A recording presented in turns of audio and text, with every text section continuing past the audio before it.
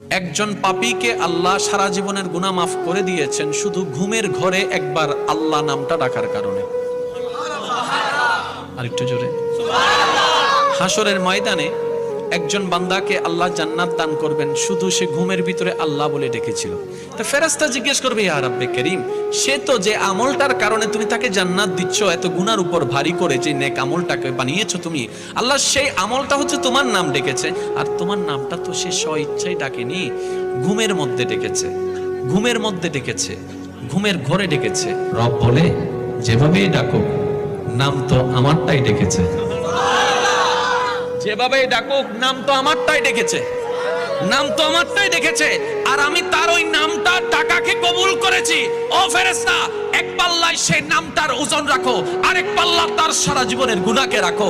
সেই দিন হাসরের ময়দানে ওই একটা নাম ডাকাটাই ভারী হয়ে যাবে। সুবহানাল্লাহ।